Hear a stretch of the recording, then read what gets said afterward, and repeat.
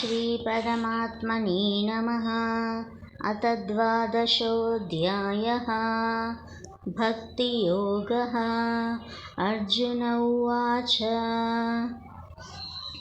एवं सततयुक्ता ये भक्तास्त्वां पर्युपासते ये चाप्यक्षरमव्यक्तं तेषां के योगवित्तमाः।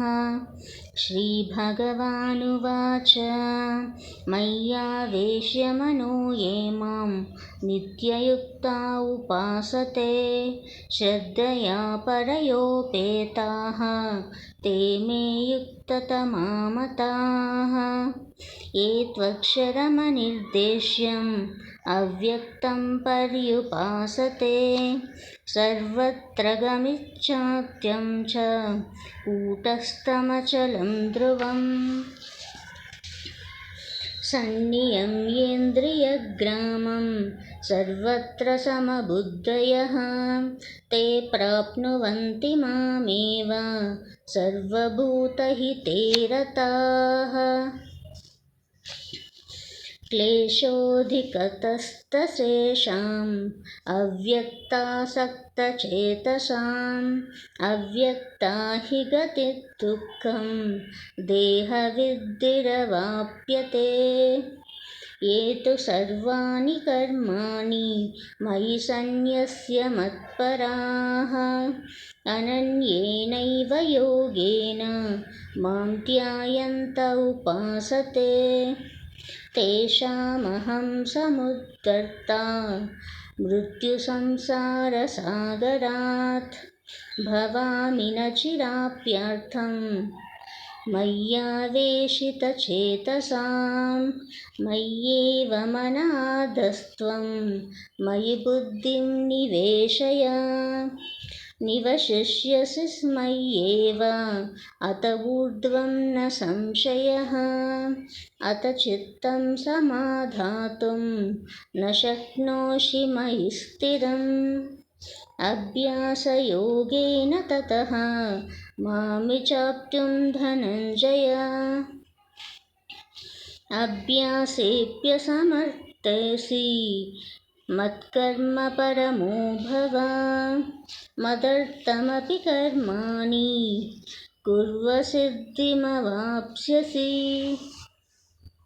अतैतदप्यशक्तोऽसि कर्तुं मद्योगमाश्रितः सर्वकर्मफलत्यागं ततः कुरु यतात्मनवान्।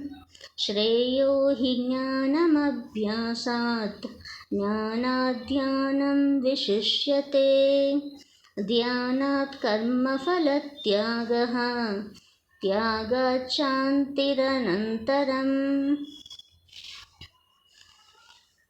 अद्वेष्टा सर्वभूतानां मैत्रः करुण एव च निर्ममो निरहङ्कारः समदुःखसुखक्षमी सन्तुष्टः सततं योगी यतात्मा दृढनिश्चयः मय्यर्पितमनो बुद्धिः यो मद्भक्तः स मे प्रियः।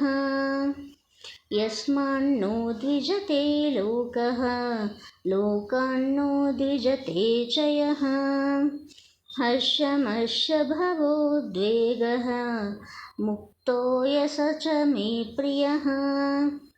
अनपेक्षः शुचिर्दक्षः उदासीनो गतव्यतः सर्वारम्भपरित्यागी यो मद्भक्तः स मे प्रियः।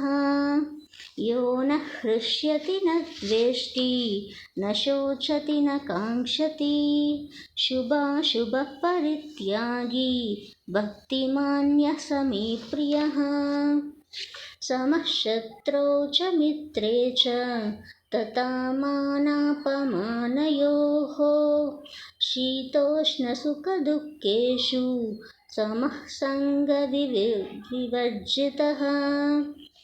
तुल्यनिन्दास्तुतिर्मौनी सन्तुष्टो येन केनचित् अनिकेतः स्थिरमतिः भक्तिमान् मे प्रियो नरः एतद्धर्मामृतमिदं यथोक्तं पर्युपासते श्रद्धानामत्परमाः भक्तास्तेतीव मे प्रियाः।